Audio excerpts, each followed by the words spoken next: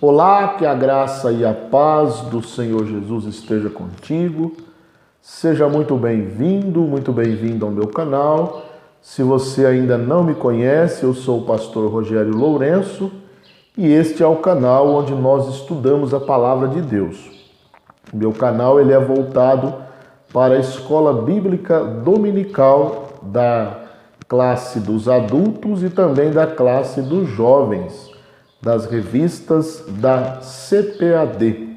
Se você ainda não é inscrito em meu canal, eu quero convidar você a inscrever-se, me ajudando aí a bater os primeiros 1000 inscritos. Estamos aí numa meta, faltam poucos, e se você quiser me ajudar, é só inscrever e acionar o sininho das notificações. Também assistir o vídeo até o final, porque isso é muito importante. Deixar o like se você gostar e também compartilhar este canal nas suas redes sociais. E também deixar o seu comentário, porque isso é muito importante para o nosso canal. Hoje nós vamos estudar mais uma aula na classe dos jovens. Estamos estudando Jesus, o Filho de Deus, os ensinos e sinais de Cristo no Evangelho de João.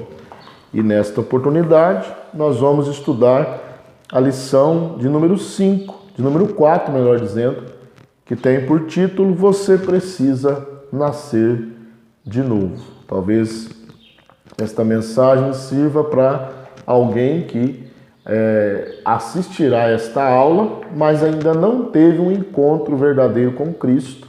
Esta lição vai falar sobre isso. Você precisa nascer de novo. Vamos para o texto principal da nossa lição, que diz: Jesus respondeu: na verdade te digo, que aquele que não nascer da água e do Espírito não pode entrar no reino de Deus. O resumo da nossa lição diz: a mensagem de Jesus é bem clara.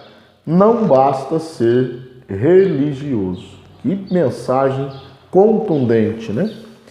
É muito importante também que você leia o texto bíblico, né, que fundamenta a lição, que é o Evangelho de João, capítulo 3, versículos de 1 a 7. Eu vou deixar aqui na tela, você pode efetuar a leitura aí na sua casa. Dá uma paradinha no vídeo, efetua a leitura e depois continua assistindo a nossa aula. Vamos ver a estrutura da lição, né? Geralmente com 3 tópicos. O primeiro, uma mensagem clara.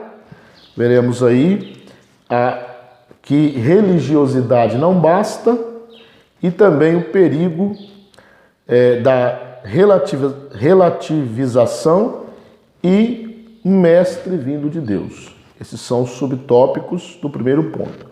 O segundo ponto, de fariseu a discípulo. Veremos aí que Nicodemos era um príncipe dos judeus. Veremos um fariseu evangelizado e no grupo dos discípulos. E o último ponto, o milagre do novo nascimento. Veremos aí a regeneração, né? A regeneração no método da salvação e regeneração e batismo no Espírito Santo. Então são essas as aulas que nós vamos, os tópicos, né? Melhor dizendo, que nós vamos aprender nesta oportunidade. Vamos lá então para o primeiro ponto da nossa lição. Que diz o seguinte: uma mensagem clara. Subtópico 1 diz: religiosidade não basta. Então, Nicodemos, nós sabemos pelo texto que nós lemos na leitura bíblica em classe, que ele era um fariseu. E os fariseus faziam parte de um dos grupos religiosos que havia na época de Cristo. Então ele era um religioso. Mas, sendo religioso, Mesmo assim, Nicodemos ele não tinha compreensão completa do que era a salvação. Então ele era um fariseu, né, representante da ala religiosa altamente rigorosa no cumprimento da lei. Os fariseus eles eram extremamente zelosos, digamos assim, pela lei, extremamente zelosos por aquilo que a lei de Moisés tinha registrado. Então eles levavam a lei à risca. Então ele fazia parte dos fariseus, era um mestre em Israel, versado na teologia do judaísmo. Então ele era um religioso completo. Então, Nicodemos conhecia a lei de Moisés, conhecia os costumes judeus, era zeloso e era praticante. Tá? Ele não era um religioso, digamos assim, só de carteirinha. Não, ele era praticante do judaísmo, né? Do zelo da lei, o zelo extremado dos fariseus, que era um grupo que mantinha, né, uma estreita relação com os princípios da lei, porém, eles, na verdade, eles queriam que as pessoas cumprissem aquilo que estava na lei de Moisés, porém, muitos deles não queriam cumprir, né? E daí veio o famoso ditado, né? Faça o que eu falo, mas não faça o que eu faço. É o que acontecia com os fariseus. Certa vez Jesus, ele usa, né, um simbolismo para condenar a hipocrisia dos fariseus. Ele diz que eles coavam um mosquito e engoliam um camelo. Então, mesmo sendo mestre em Israel, um fariseu, um religioso, então quando Nicodemos vai ter com Jesus de noite, a Bíblia diz que Jesus ele prega para Nicodemos, né, e diz: você precisa nascer de novo. Por que Jesus deu esta mensagem tão contundente para Nicodemos? Porque Jesus vê o nosso interior. Ele conhece perfeitamente o nosso estado espiritual. Então não adianta, ele sabe de todas as necessidades, né, espirituais, e só ele pode supri-las. Então não adianta tentar maquiar, né, o estado religioso, porque Jesus sabe como está a nossa vida espiritual. O subtópico 2 diz mestre vindo de Deus. Então, mestre vindo de Deus foi um reconhecimento que Nicodemos ele teve para com a pessoa de Cristo, né? Ele diz: tu és mestre vindo de Deus, porque ninguém pode fazer os sinais que tu fazes se Deus não for com ele. Porém, esse reconhecimento ele não correspondia à verdadeira identidade de Jesus, porque Nicodemos está chamando Jesus de mestre, e mestre vindo de Deus, mas só mais um dos mestres. E Jesus não era um simples mestre, apesar de ser mestre. Ele não era um simples mestre, ele era Deus, Deus encarnado. E nós já aprendemos no Evangelho de João que o objetivo do Evangelho era mostrar a divindade de Cristo, para que crendo nele nós tenhamos a vida eterna. Então, esse reconhecimento não correspondia à verdadeira identidade de Jesus. Tem um trecho aqui na nossa revista que diz o seguinte: era imprescindível que a superioridade de Cristo e sua missão ficassem absolutamente claras. Então Jesus, ele devia, né? Nicodemos devia reconhecer Jesus como Deus, como divino, como enviado de Deus à terra, não simplesmente como um mestre. Então Jesus ele revela o coração de Nicodemos, digamos assim, né, mostrando a sua falta de conversão, e nisso a superioridade de Cristo ficou vigente ali para Nicodemos. Nicodemos com certeza pensou, ele não é simplesmente um mestre vindo de Deus, ele é algo além. Então esse foi o segundo ponto, o segundo tópico, e nós vamos para o terceiro tópico, o perigo da relativização. Ou seja, o que significa relativo, algo relativo? Relativo é algo que não há uma verdade absoluta. Ou seja, o que para você é certo, para mim pode ser errado. O que para mim é errado, para você pode ser certo. Ou o que para mim é errado, ou é certo, para você pode ser errado. Então, não há uma verdade absoluta. Cada um pensa do jeito que quer, né, e vive do jeito que quer, porque tudo é relativo. Relatividade é a ausência de uma verdade suprema, uma verdade absoluta. Então, a verdadeira fé cristã, ela nunca, jamais cedeu aos apelos culturais, filosóficos, políticos e religiosos. Então, a fé cristã não pode ser relativizada. Ela não pode ser relativizada. Ela precisa ser vista, né, como uma verdade, né, e baseado nas Escrituras, que é a verdade absoluta acima de tudo. Então, o crente, o jovem, né, o crente, o cristão, e aqui jovem, na classe dos jovens, não pode ceder aos apelos culturais, os apelos filosóficos, né, políticos e religiosos. Por quê? Porque nós precisamos nos fortalecer na fé e não ceder à relativização, ao sincretismo, mas defender a pureza do Evangelho. O sincretismo religioso é algo muito perigoso para o cristão, né? O que é o sincretismo? É uma mistura de crenças, né? Você pode crer do seu jeito, mas tem outras crenças que você pode misturar à sua crença, e isso é chamado de sincretismo. Isso é um perigo constante para o cristão. Então esse foi o primeiro ponto, uma mensagem clara. Jesus não rodeou, né? Não rodeou aí para falar para Nicodemos. Ele foi claro. Se você não nascer de novo, você não pode herdar o reino de Deus. É muito simples a mensagem de Jesus.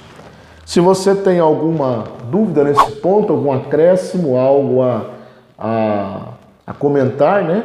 Pode deixar aqui nos comentários e nós vamos interagir com você.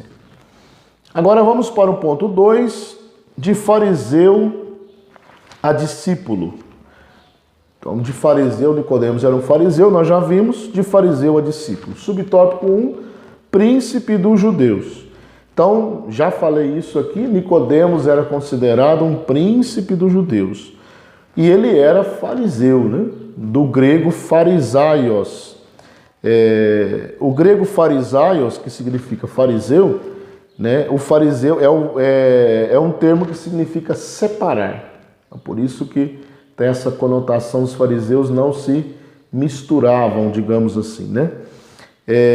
Então nós vimos aí que os fariseus, segundo o dicionário Vine, registra que o grupo, né, que o surgimento do grupo foi resultado da busca por uma completa separação dos elementos não judaicos. Isso justifica o porquê o termo passou a ser sinônimo de hipocrisia. Então, quando surgiu o grupo dos fariseus, a intenção era ser separado completamente de tudo aquilo que não era judeu, que não era judaico. Daí o verbo farisaios, né? Que é separar. Então há uma constante intenção de separação de tudo aquilo que não é judeu, tudo aquilo que não pertence à nação, aos costumes judaicos, os fariseus não se misturavam. Mas por ser uma religiosidade vazia, né, o termo fariseu acabou se tornando sinônimo de hipocrisia. Né? Hipocrisia. Subtópico 2, um fariseu evangelizado.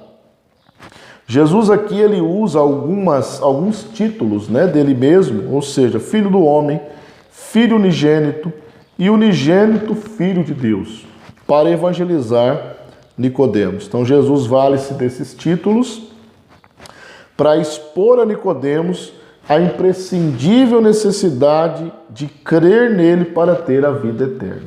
E aí nós temos no contexto da história de Nicodemos o texto áureo da Bíblia, que é João 3,16. Porque Deus amou o mundo de tal maneira que deu o seu Filho unigênito para que todo aquele que nele crê não pereça, mas tenha a vida eterna. Então, o fariseu Nicodemos foi evangelizado e Jesus mostrou para ele com uma mensagem clara de que ele precisava nascer de novo. Se ele não tivesse nascido de novo, se ele não nascesse de novo, ele não poderia herdar o reino dos céus. Para encerrar esse ponto, subtópico 3, no grupo dos discípulos.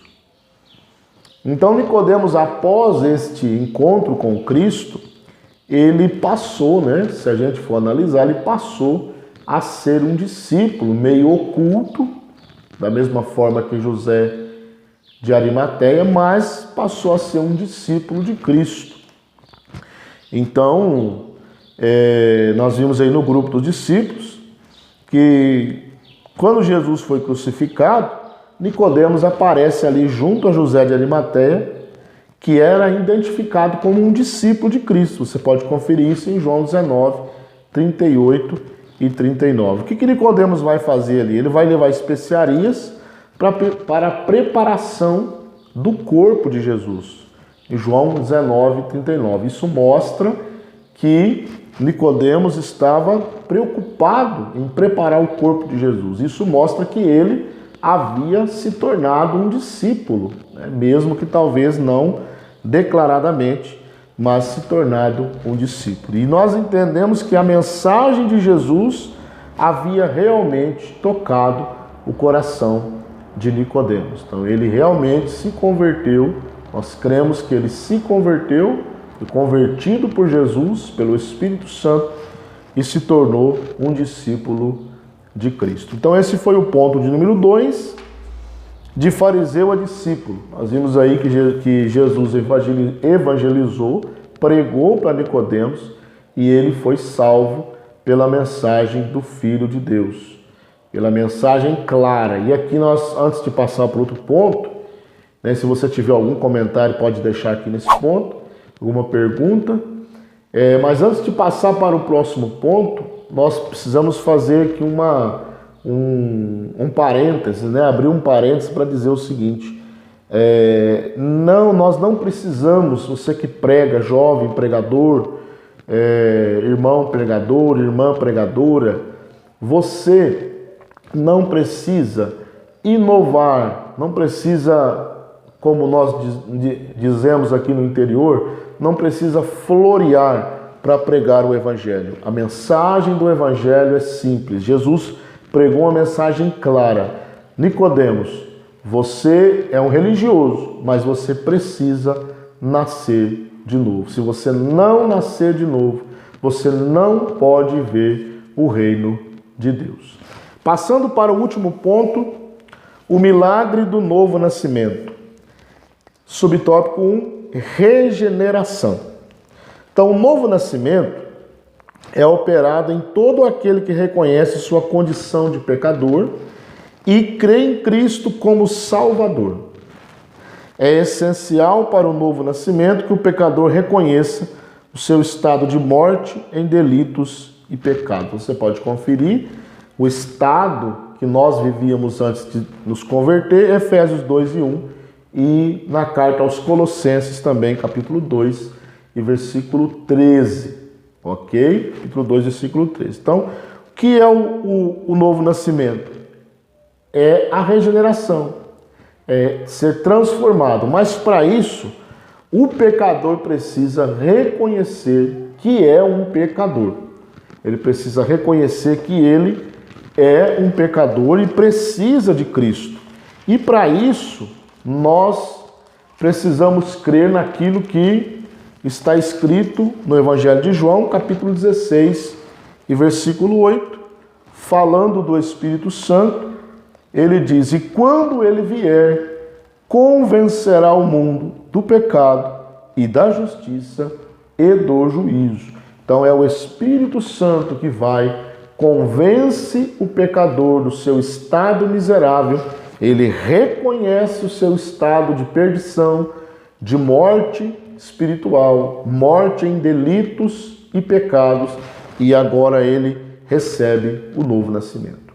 Subtópico 2, regeneração no método da salvação.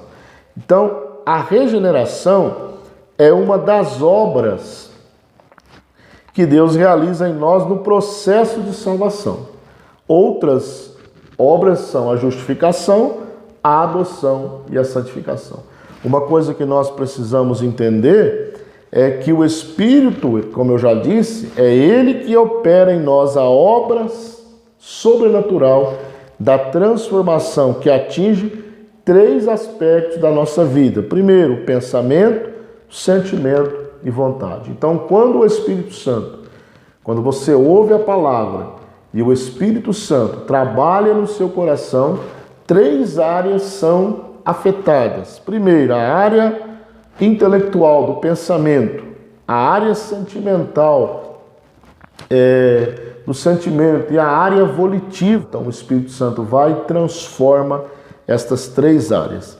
E voltando a falar das outras obras que o Espírito Santo faz, nós temos a justificação, Romanos 5:1, você pode conferir lá, Romanos 5:1 diz que, sendo justificados, temos paz com Deus. Então Deus declara, melhor dizendo, o pecador justo. Ele não é justo por si próprio, mas pelo mérito de Cristo, ele se torna justo. Depois nós temos a adoção, pelo qual nós somos colocados em posição de filhos de Deus, tá bom?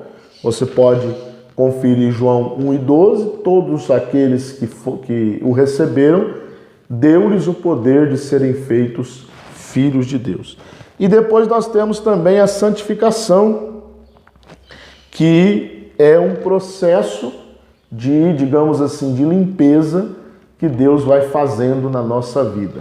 E uma coisa que nós precisamos frisar aqui é o seguinte, é que regeneração, justificação, adoção e santificação, nós temos as 3 primeiras, regeneração, justificação e adoção, são obras instantâneas. Então ela é efetuada de uma vez. Porém, a santificação, ela é progressiva, é um processo. E eu até gosto de usar o termo operacional. Então, a santificação, ela é operacional. Por quê? Porque o termo progressiva dá uma intenção que ela só progride, ela só melhora.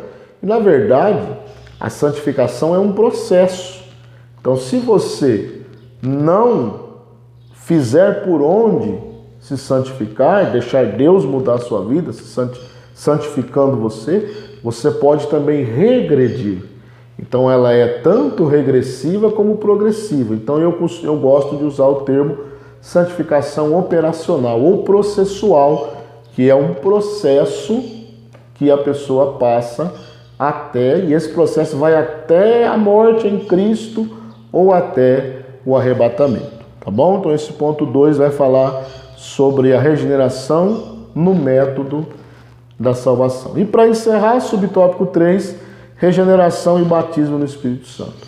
Nós pentecostais entendemos que a regeneração, o novo nascimento e o batismo no Espírito Santo são duas experiências distintas, ok?